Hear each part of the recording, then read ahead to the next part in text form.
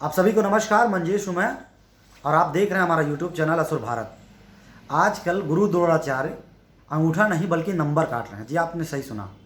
जो कहानी हमें बचपन से सुनाई जा रही है कि एकलव्य जो है अब गुरु दक्षिणा के लिए अपना अंगूठा काट करके गुरु जी को दे देता है, दरअसल वो कहानी सरासर झूठ है, बहुत बड़ा बकवास है।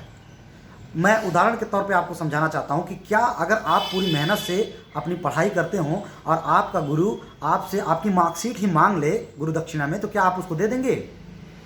तो फिर आप नहीं देंगे।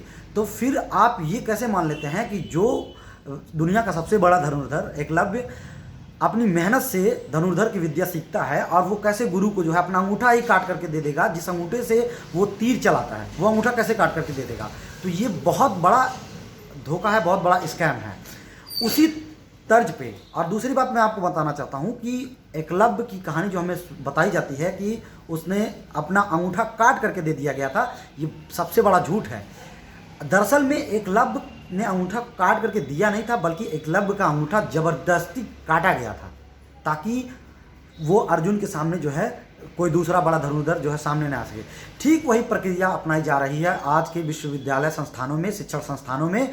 बच्चों का नंबर जबरिया काट करके उन्हें फेल किया जा रहा है, उनको प्रवेश किसी तरह से विश्वविद्यालय पहुंचने से ही रोका जा रहा है। और किसी प्रकार अगर वो विश्वविद्यालय में पहुंच जा रहे हैं तो उनको जो है पठन पाठन से किस तरह से वंचित किया जाए, एक एक तरह का षड्यंत्र लगा करके उनको जो है उनकी क्लासेस रोकी जा रही हैं, उनकी पढ़ाई बर्बाद की जा रही है। उदाहरण के लिए मैं आपको बता दूं, गोरखपुर विश्वविद्यालय में सीबीसीएस पैटर्न के लिए पूरे विश्वविद्यालय भर के बच्चे जो है परेशान हो रहे हैं, इधर उधर भटक रहे हैं।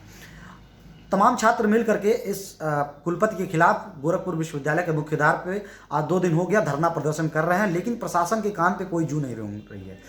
कुलपति कभी भी विश्वविद्यालय में छात्र अगर प्रोटेस्ट करते हैं, प्रदर्शन करते हैं किसी भी मामले को लेकर के, तो कुलपति कभी भी उनसे मिलने के लिए नहीं आते हैं।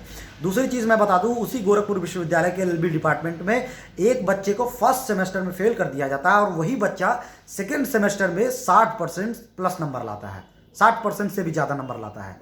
उस विद्यार्थी का नाम है कन्हैया कुमार और वो विद्यार्थी फर्स्ट सेमेस्टर की जो परीक्षा है उससे जो है वो संतुष्ट नहीं हो। उसका जो परीक्षा कराया गया कोविड के दौरान मल्टीपल चॉइस क्वेश्चन, उससे वो संतुष्ट नहीं। वो कह रहा है कि मेरी फिर से परीक्षा ले लीजिए, मेरी मौखिक परीक्षा ले लीजिए, अगर मैं फेल हूँ तो मुझे फेल कर दीजिए। वो और दूसरी बात, जो इन लोगों ने पेपर कराया मल्टीपल चॉइस क्वेश्चन, उस पेपर में ना ही इन्होंने कार्बन कॉपी दिया है और ना ही इन्होंने कोई आंसर की जारी किया है और ना ही ये कोई आरटीआई एक्सेप्ट कर रहे हैं कि आरटीआई के तहत ये कोई जानकारी दें। तो इस तरह का जो है SC ST OBC छात्रों को शिक्षण संस्थानों में जाने से रोकने का बहुत बड़ा षड्यंत्र चल रहा है। तो वो विद्यार्थी इस समय अपना आत्मदाह करने के लिए भी तैयार है कि अगर उसको पास नहीं किया जाएगा तो वो आत्मदाह कर लेगा। इस तरह से जो है लोगों को रोका जा रहा है। दूसरी चीज़, JNU जवाहरलाल नेहरू विश्वविद्यालय की घटना है। एक आदिवासी छात्रा किसी तरह से जद्दोजहद करके, आप समझ सकते हैं कि आदिवासी कोई छात्र अगर उच्च शिक्षा संस्थान तक पहुंच रहा है तो उसको कितनी कठिनाई झेलने पड़ते हैं।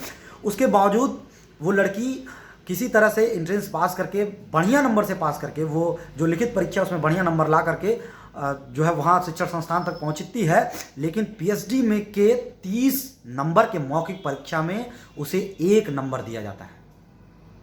आप अंदाज़ा लगाइए, 30 नंबर की मौखिक परीक्षा में 1 नंबर दे करके उसका PhD रद्द कर दिया जाता है।